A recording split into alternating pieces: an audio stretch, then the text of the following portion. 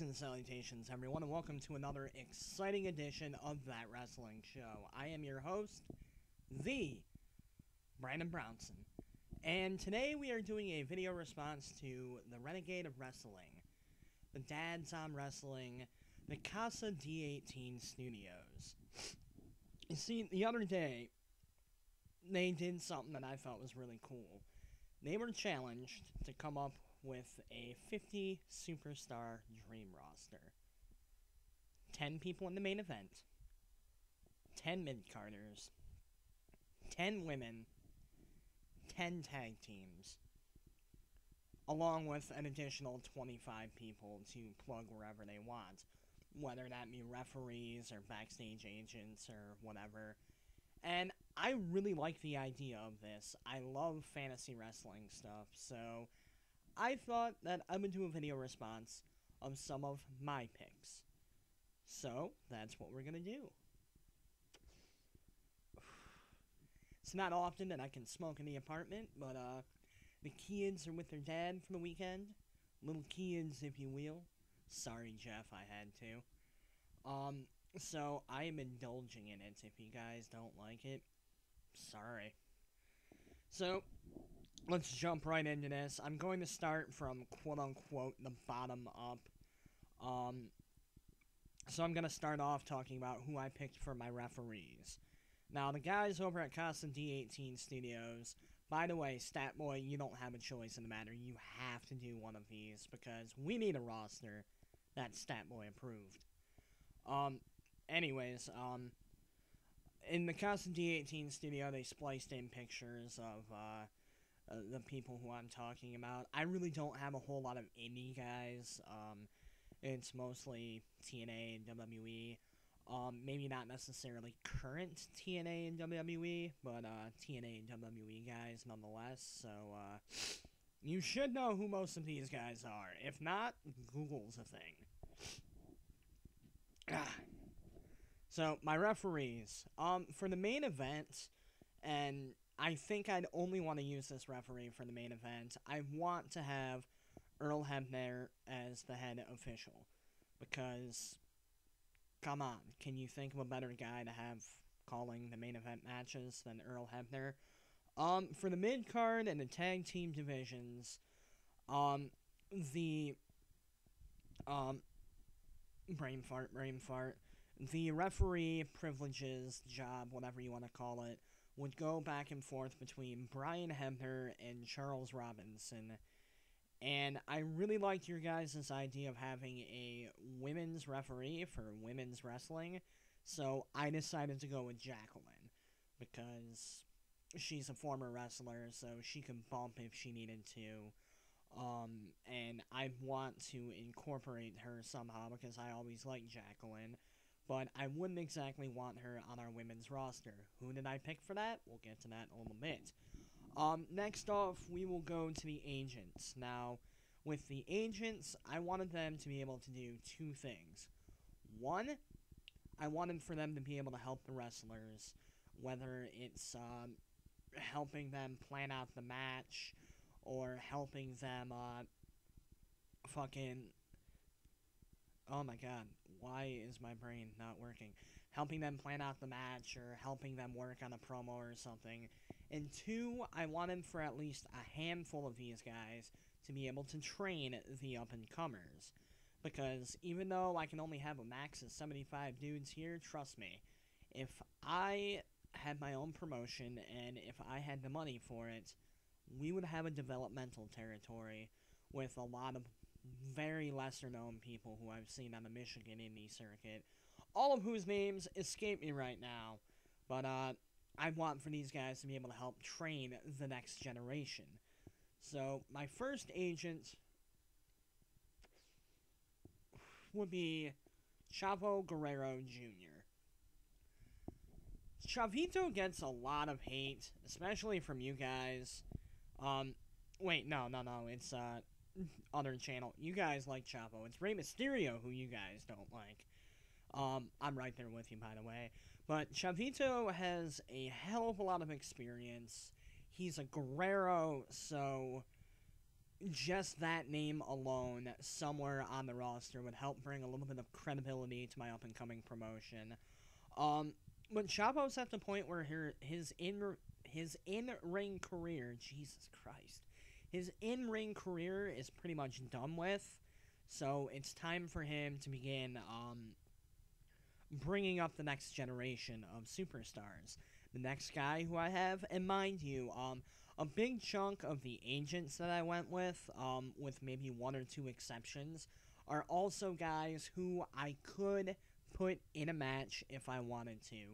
Break them out every great now and again if the situation calls for it. So I had that in the back of my mind when I was selecting my agents too. This next guy, though, I think is one of the few exceptions to that rule, and that's Arn Anderson. Need I go on? After that, we have a guy who, honestly, I'm surprised none of you guys picked. There's another one coming up in a little bit that I'm really surprised that you guys didn't pick, but we'll get to him in a little bit. My next guy is Terry Funk. Terry Funk is the living legend. Fuck Hulk Hogan. Fuck Ric Flair. Yes, you can quote me on that one. Terry Funk is the living legend. And he has proven in ECW that he can help the younger generation out. And that's why I have him on this roster. Terry Funk brings a boatload of experience, a boatload of creativity, a boatload of wrestling knowledge to my promotion. After that, we have Tommy Dreamer. Tommy Dreamer, I feel, would really be able to help out, plan out some of the more hardcore matches. And I want to have a little bit of everything in this promotion, kind of a traveling circus of sorts. And part of that is hardcore wrestling. So we would need an expert in that field. And even though Terry Funk could more than fill in there, I wanted to have Tommy in here somewhere. So Tommy Dreamer's there. I'll get to him in a little bit because he's my big guy. The next guy, Ricky Steamboat. I can't remember if it was Jeff or JJ. I think it's... Oh my god, I feel like such a terrible person. I can't remember if it was the Renegade or the guy who used to be on that old piece of shit website, who went through and explained why Ricky Steamboat's on there. But I'm just gonna say, go watch the original video. After that, we need a woman's agent to help with women's wrestling. Who better than Trish fucking Stratus? I mean, come on. She is, with the exception of the fabulous Moolah, the greatest woman to ever step in a ring. And my last agent, my big agent, is The Undertaker. I am so surprised that neither of you brought The Undertaker in anywhere. The Undertaker is done with his in-ring career. Even if he's still technically wrestling, it's done, it's over with. But The Undertaker still has a lot to offer. We'd be able to bring him in for the occasional match once it got around to our equivalent of WrestleMania time. But other than that, he'd be backstage helping out the new generation. Still kind of being the chief of the locker room, if you will, keeping things in order and helping teach that next generation. I'm going to go down to my in-ring announcer, Lillian Garcia. Need I go on? My announce team. I have a 3-man announce team made up of the Extreme announcer, Joey Styles, the Smart Mark, Matt Stryker, and good old Jim Ross. With Joey Styles, he brings a level of excitement and knowledge to the announce booth. Matt Stryker, I would have as my heel announcer, basically playing his teacher role behind the announce booth. You know, using big words, insinuating that he's more intelligent than everyone else. Basically there to piss people off. So Michael Cole done right. And then good old JR. Do I even need to go on? Do I even need to say anything about Jim Ross? Next up, we have my general manager. I decided to go with Theodore Long. I wanted to go with a couple other names, but I decided to put all those other names in other roles. So, Theodore Long, because I wouldn't want to play a Vince McMahon role. I want to be running things behind the scene, but I wouldn't want to spend a whole lot of time on camera. So Theodore Long's pretty much just there because I couldn't think of anyone else. We have my creative team next. Now, there's two names that you guys brought up who I decided to go with. Those two names are Paul Heyman and Jim Cornette, because those are the two most creative minds to ever book for a wrestling company. But then we have two other creative minds who I came up with who have never really been in the booker role, but who I think would exceed in it, or who have never really done creative for anyone other than themselves, who I think would exceed at it. The first is Raven. I shouldn't even need to continue explaining why, but I will. The things that Raven did in ECW were absolutely brilliant. He brought a dark, macabre level of storytelling that really hadn't ever been seen before to professional wrestling. And not only that, he's proven that he can kind of come up with some funny stuff, too. Anyone remember the BWO?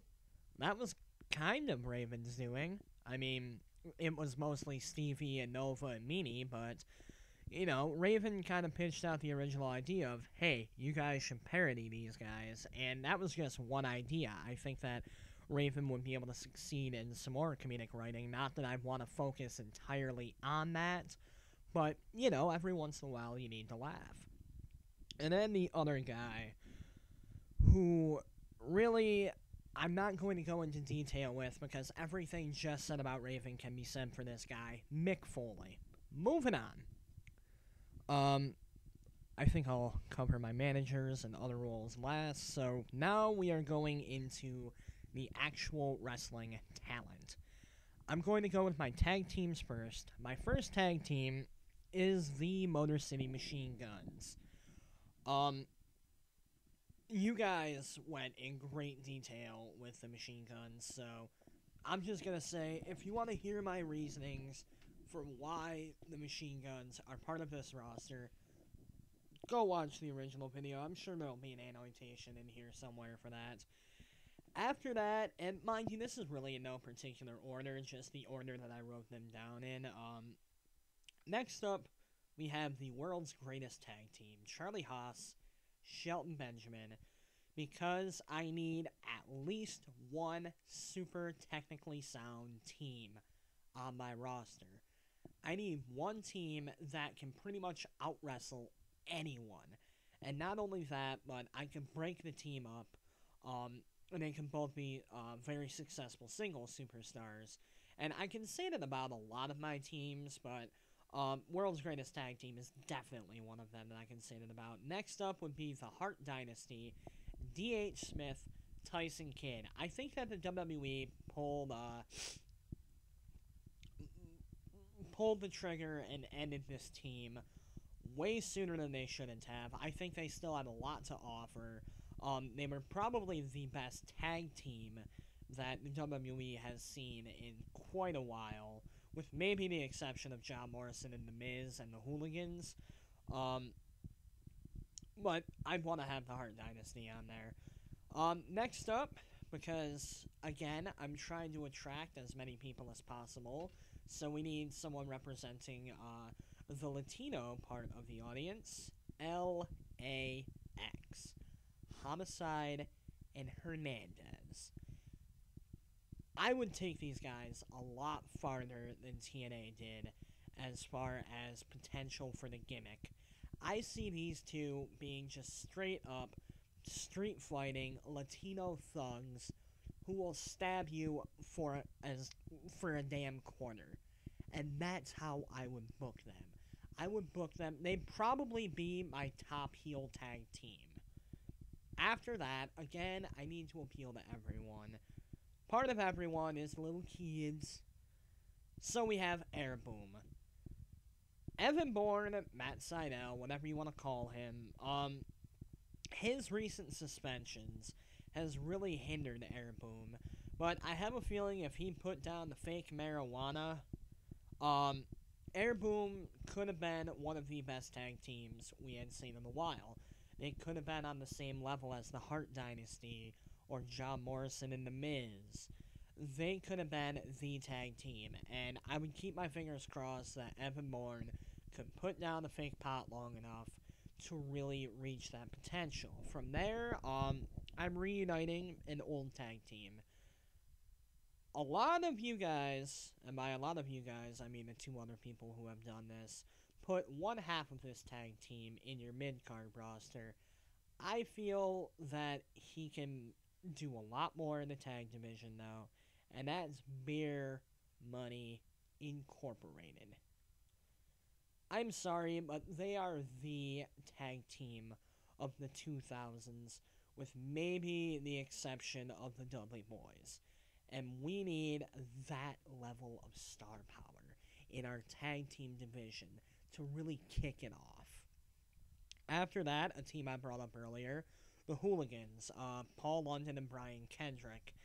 I see them being the goofy tag team, kind of the, in lack of a better term, laid-back comedic tag team, but they can actually perform, and they can have main event level matches, which is why they are on here.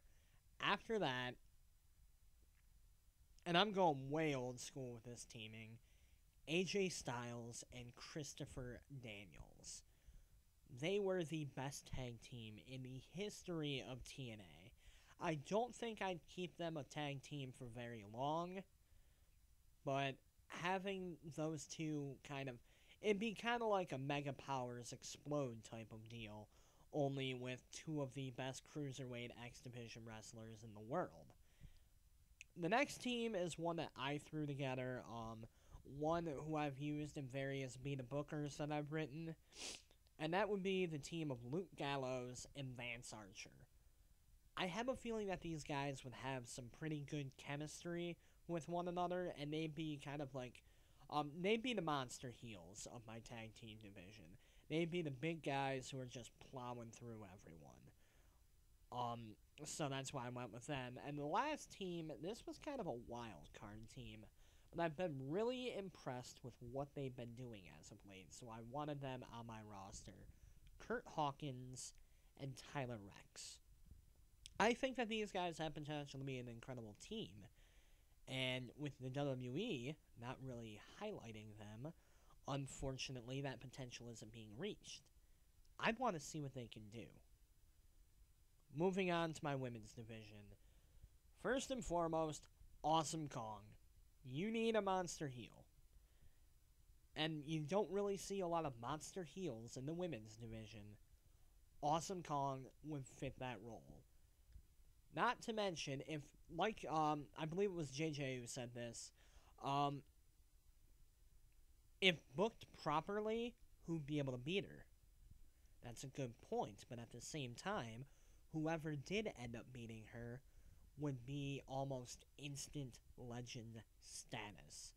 That would do leaps and bounds for whoever was the person to finally beat Awesome Kong, which is why she's on there. Next up, Beth Phoenix. Mostly because I've always wanted to see Beth Phoenix versus Awesome Kong. Moving on, we have Victoria. 2003 style, psychotic Victoria. She is amazing. And the fact that she is in TNA right now, kind of just floating about, bums me out. From there, we have the Gas No More, Natalya Neidhart. Because I want to have one technically sound person in the women's division, and I think that Natalya would be my answer for that. Going from there, we have Gail Kim. You guys went pretty good detail with her. A lot of my picks, at least my first 7 picks, I believe, or 6 of my picks you guys had, and you guys had another one of my picks, so I really don't need to go into detail with most of these. From there, we had Mickey James, who is today's equivalent of Trish Stratus. Katie Leigh Burchell. I just really like her style. I like her attitude. Her gimmick isn't that bad. I want her on my roster. I believe it was JJ who went with this guy. Shaul Guerrero. Again, having a Guerrero on the roster helps bring a little bit more credibility. So why not bring in a new Guerrero? Why not kind of bring exposure to somebody who could really use it? Like you said, she's definitely not ready to be in the center of the limelight yet. But after some time spent with the trainers, after some time really developing, I can see her being a pretty big part of the roster. And maybe, if she's ready, even being the person to beat Awesome Kong. Then there was Daphne. Daphne was 2003 Victoria before Victoria was 2003 Victoria. And I can see Victoria and Daphne getting in possibly the most violent women's wrestling feud of all time. The last pick. I went back and forth between about 3-4 different names here. But ultimately, I decided that there needs to be an international flair to the women's division. So I went with Ayako Hamada. A lot of people shit on Hamada, which I really don't understand. She is a great Puroresu-style wrestler. She was one of the best women in the history of TNA. Hamada. That's what's for dinner tonight. That didn't even make any sense. Mid-card. My first mid-carder would be Colt Cabana. I know that you guys put him in the main event scene, but, I don't know. I think that he could still have some, or use some time to really develop, not really develop, because the guy is absolutely incredible, but, okay, I'll be honest.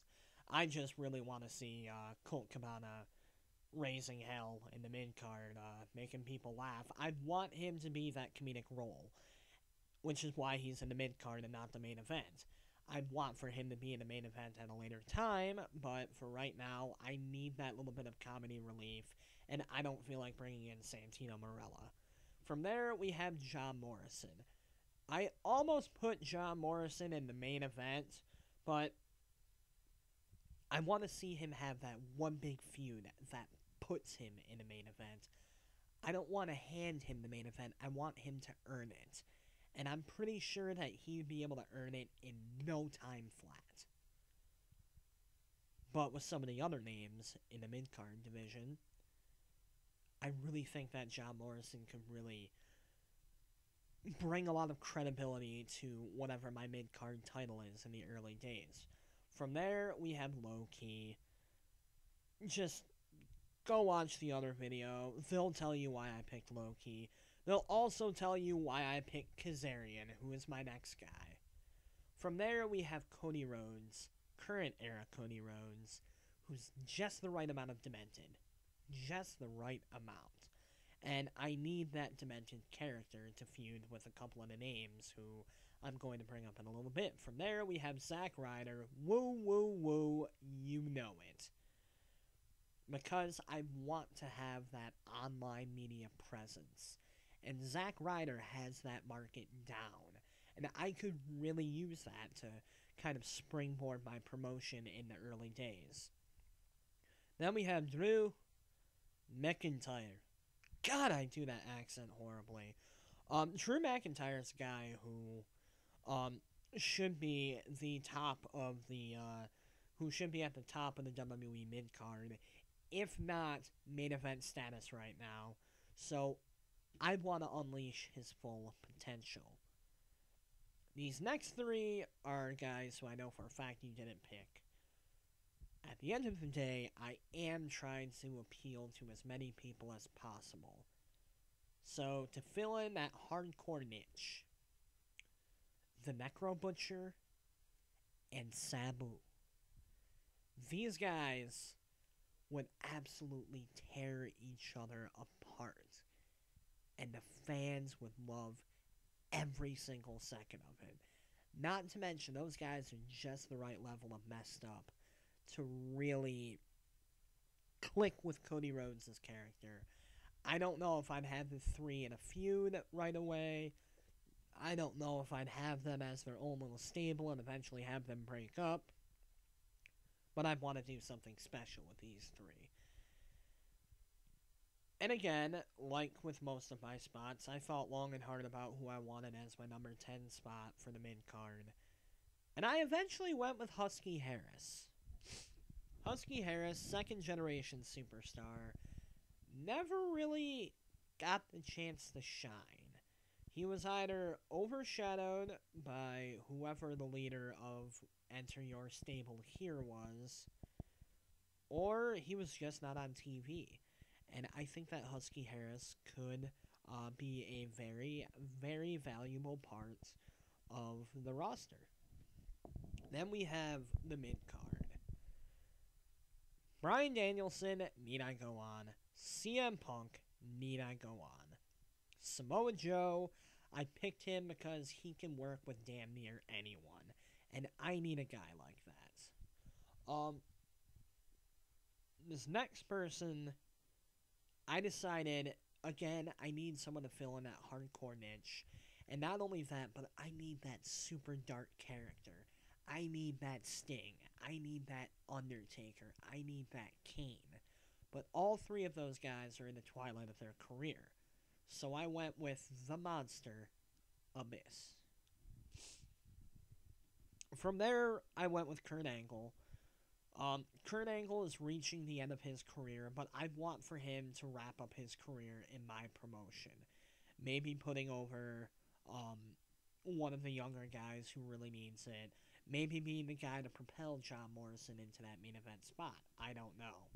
And from there, I want for him to be one of my agents after he has that final run. The next guy is someone who I honestly think that WWE fucked up with really bad. And that's Christian. Christian is one of the most innovative people in professional wrestling, along with Edge and the Hardys and the Dudleys, because of the ladder matches and the TLC matches and all of that. And I want for him to bring that to my promotion. Not only that, but I think that outside of TNA, he's never really had the main event run that he deserves. I want him to have that with me. And then there was Dolph Ziggler, or as I like to call him, the future face of professional wrestling. Future heel of you know what the fuck I'm trying to say. I think in about 5-10 years, 5 years, anyways, Dolph Ziggler will be John Cena, Randy Orton level. And I want to make sure he reaches that with us. I want to have the next big thing in professional wrestling. And no, I don't mean Brock Lesnar, although, truth be told, I almost picked him. From there, we have another guy who, like Samoa Joe, can work with everyone, who can really do anything. And that's Chris Jericho. And here, I am shocked and mildly appalled that neither of you two picked Chris Jericho. Chris Jericho is a guy who can work with everyone in my main event roster. He can work with pretty much everyone in my mid-card roster. He can work with anyone and have a 5-star match with them. Speaking of 5-star, Rob Van Dam. I feel that, as of late, Rob Van Dam has gotten kind of lazy in TNA. But I think that part of that is that passion isn't there. He's really just doing it for the paycheck because he realizes that TNA is a sinking ship. And I would hope that I would be able to light that fire back under his ass, because like Chris Jericho, like Samoa Joe, Rob Van Dam can work with anyone and have an incredible match. He just needs that motivation. And here's the guy I'm gonna get shit for. John Cena. And let me explain why. At the end of the day, the point of being a promoter is to make money. Make money to bring in new talent, to get in bigger venues, to pay your boys more who deserve to be paid more. And if I'm trying to make money, why wouldn't I have the top wrestler in the world today as far as name value goes? And my screensaver just went off, so my screen went a little dark. Sorry about that. And not only that, but John Cena is the perfect guy to have, because you have not only the top face in professional wrestling, but the top heel at the same time. That's the level of versatility that I want. Sure, John Cena gets shit for his in-ring talent, blah, blah, blah, blah, blah.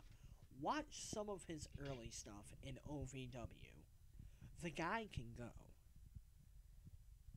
He's just being limited right now. So, that is my final in-ring competitor. From there, I'm going to go to my managers and other roles. I have 3 managers, an interviewer, and a random on-air talent. First, we have my interviewer, Maria Kanellis, because who better to have as an interviewer than a super hot redhead? Am I right, haters? My on-air talent. And I call him that because I really don't know what else to call him. Rowdy Roddy Piper. When Piper is not on screen, he can fill in pretty much any role backstage. He can be a good agent. He can be good in the creative aspect. He can be a good general manager. So, if one of my people quit or something happened, Piper would be able to fill in. However, until that would be needed, I want to have Piper come on every once in a while, host Piper's Pit. Basically just bring some legend name marquee value to my promotion. And then we have my 3 managers. The first, William Regal. I don't really know exactly who I want for Regal to manage, but I want for him... You know what? I might put Regal with the world's greatest tag team, because I want for him to be with someone who's technically sound heels.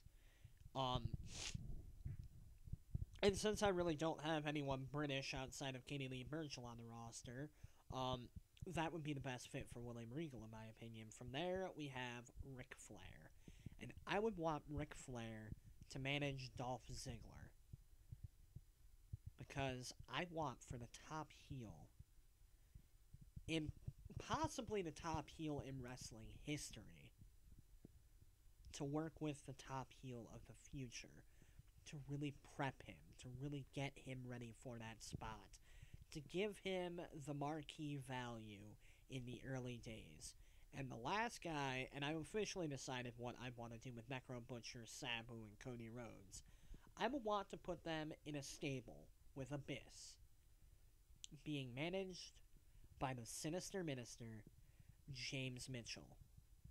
And hopefully he won't blow his fucking hand off like he did in ECW with Mikey Whipwreck. I understand that I wasn't the most articulate or the most... I could have spoken a hell of a lot better. Unfortunately, I was stumbling through my words through a lot of this, but that's my roster. You guys, let me know what you think. Jeff, JJ, Statboy, anyone else at Casa D18, get back with me. Let me know what you guys thought. To you, the fans who are currently watching this, remember, click that subscribe button, click the like button, leave a comment down there, let me know what you thought of my roster, And if you're gonna give me shit about John Cena being on my roster, take that comment and jam it down your fucking urethra, because I don't want to fucking hear it. If that's the only comments I get, I'm going to be a very upset fat guy. Sorry that this video was so long. Holy shitballs. Oh my god. Yeah, I think it's about time that we stop this video. So, till next time, Brandon Brownson, signing out. Suck a dick, hat.